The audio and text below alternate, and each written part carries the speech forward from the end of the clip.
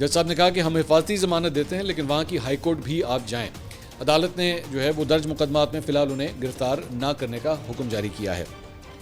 इसके अलावा national cyber crime investigation agency की जानिब से हमने आपके साथ पिछले कल सुबह के वीलॉग के अंदर हमने आपके साथ खबर शेयर की थी कि रजब भट्ट, इकरा कंवल जो एस्ट्रोलॉजी से ताल्लुक़ रखती हैं, उनको फ्रेश नोटिस जो है वो दिए गए हैं national cyber crime investigation agency की जानिब से।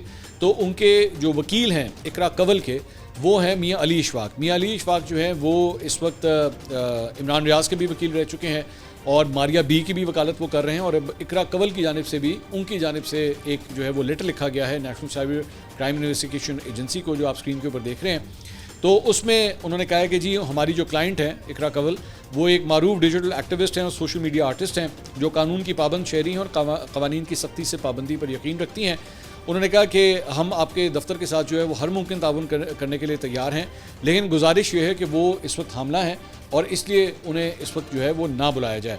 अब ये जो ख़त बेसिकली लिखा गया था, ये आज से गालबन चंद दिन पहले लिखा गया था, क्योंकि इसमें अपडेट ये है कि इकरा कंवल के यहाँ माशाल्लाह बेटी की पैदाइश हुई है 2 रोज़ कबल, और ये जवाब जो है ये बेसिकली आज से चंद दिन पहले जो है वो तरतीब दिया गया था, जो अब NCCI को भेज दिया गया है। तो ज़ाहिर बात है अभी उनकी बेटी की भी डिलीवरी हुई है, तो अभी भी उनको चंद दिन तो कम से कम जो है वो नॉर्मल लाइफ में आने में टाइम लगेगा।